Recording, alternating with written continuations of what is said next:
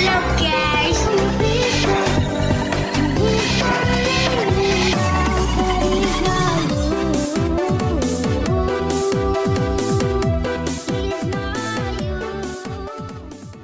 Oke guys, balik lagi bersama gue Satria. Bagaimana kabar kalian semua? Semoga tetap ceria dan tetap dilancarkan dalam segala urusannya. Seperti biasa, siapkan kopi kalian, bakar rokok kalian, dan lupakan mantan kalian karena kita akan membahas sebuah film yang berjudul.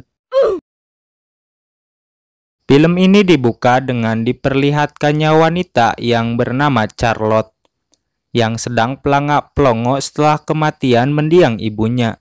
Diketahui Charlotte ini salah satu anak berbakat pada masanya, yang dimana sewaktu kecil Charlotte sangat berbakat dalam bermain selo, dan mendapat gelar nomor 1 untuk menjadi pemain musik selo terbaik di sekolah akademi musik.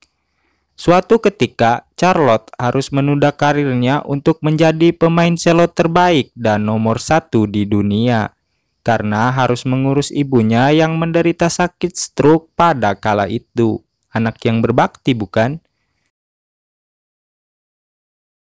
Setelah kematian ibunya, kini Charlotte kembali menghubungi Anton dan Paloma untuk kembali bergabung dengan akademi musik tersebut, yang kali ini sedang mencari bakat muda di kota Shanghai. Kemudian Charlotte pun akhirnya OTW ke kota Shanghai. Setibanya di kota Shanghai, Charlotte disambut baik oleh gurunya yang bernama Anton dan Paloma. Charlotte. Bini gue itu cantik banget.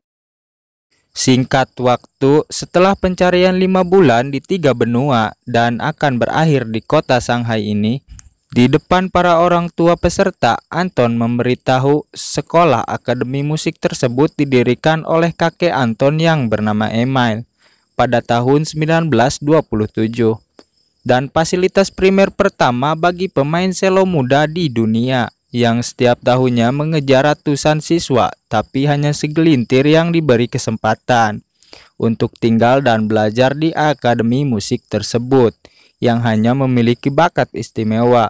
Dan malam ini akan ada satu pemenangnya dari 3 finalis terpilih dan mendapat beasiswa selama 4 tahun untuk masuk akademi tersebut.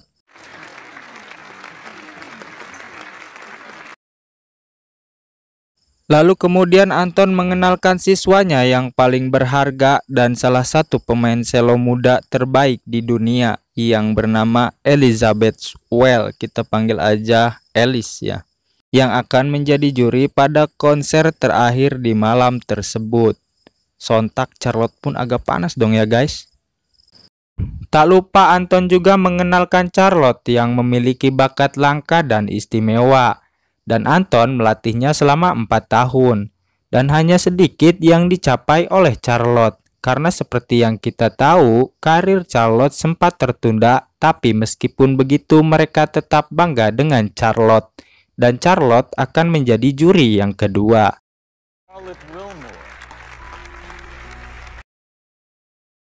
Lantas sebelum konser dimulai, Anton mengenalkan Charlotte kepada Elis. Terlebih Elis juga sudah tak sabar bertemu dengan Charlotte.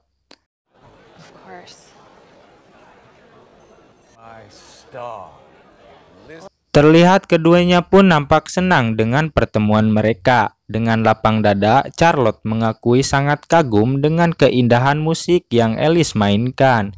Kemudian Elis mengungkapkan pada usia 9 tahun, Elis menyaksikan penampilan Charlotte yang saat itu berusia 14 tahun. Elis sangat mengidolakan Charlotte, dan Elis sangat senang hari ini dipertemukan dengan idolanya ini. Tak lama mereka pun menyaksikan penampilan dari ketiga finalis. Keduanya pun makin akrab. Bahkan bukannya fokus kepada para finalis, mata mereka malah culametan met-met kepada kedua pasangan yang menyaksikan anaknya sedang konser. Oh my God! Singkat waktu, setelah konser selesai, mereka mengisi kegabutan dengan adu curhat, yang dimana Alice mengungkapkan bahwa dia sempat bertemu dengan Charlotte ketika baru masuk ke akademi musik tersebut. Dan waktu itu Charlotte akan pulang untuk mengurus ibunya yang sakit stroke.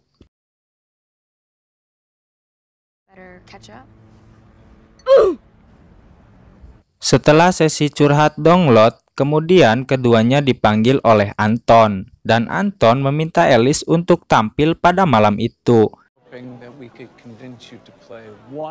Lantas Alice mengajak idolanya ini untuk duet maut. Pada awalnya Charlotte menolak, terlebih Charlotte mengakui bahwa dia amatiran. Namun Alice tetap kekeh, terlebih Alice juga sangat memimpikan untuk bisa berduet dengan Charlotte. Akhirnya mereka pun tampil bersama.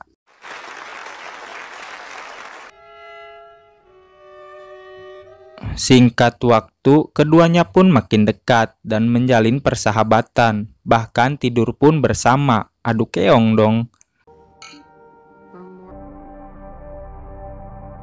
Keesokan harinya, mereka pun merencanakan untuk liburan bersama mengelilingi kota Cina. Tapi kondisi Alice saat ini agak meriang dan merasa sakit kepala akibat kebanyakan mengonsumsi alkohol. Lantas mereka pun membawa bekal obat-obatan untuk antisipasi. Sebelum lanjut OTW, Charlotte kembali menanyakan kepada Alice apakah dia yakin akan melakukan ini. Terlebih kondisi kesehatan Alice terlihat tidak baik-baik saja. Charlotte mengajak Alice kembali ke hotel untuk beristirahat dan menjernihkan pikirannya. Namun Alice tetap kekeh, terlebih Alice hanya punya waktu 2 minggu masa liburnya, katanya, dan Alice tidak mau menyia-nyiakan waktu tersebut.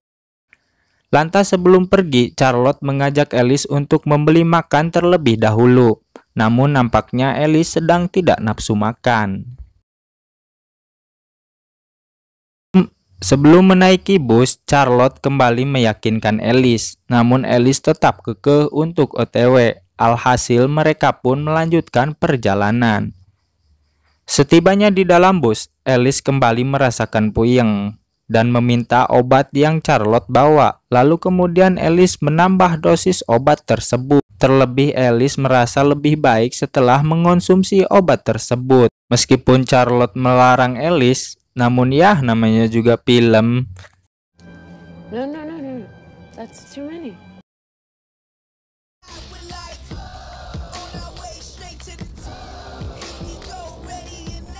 Di tengah perjalanan, Alice merasakan mules dan kebelet modal. Yang karena Pak Supir masih berbaik hati, Alice pun dibolehkan untuk turun terlebih dahulu dan modal di pinggir jalan. Beban.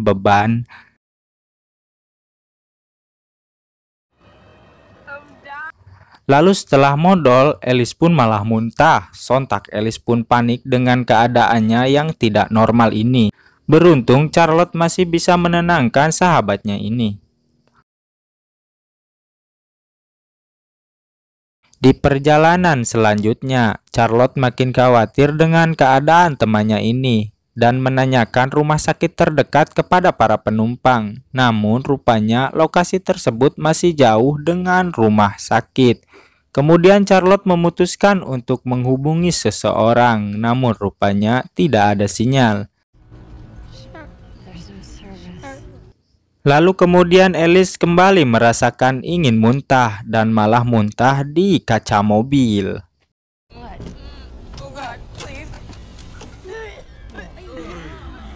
Namun yang membuat Alice panik, ternyata dia muntah belatung. Sontak Alice pun makin panik dan takut jika dia akan mati.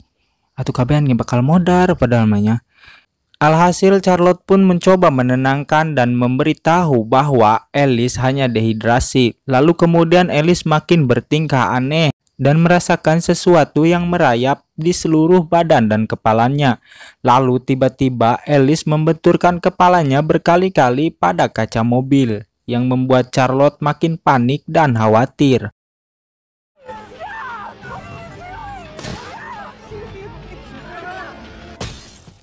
Dirasa mengganggu kenyamanan para penumpang, mereka pun diturunkan di tempat terpencil.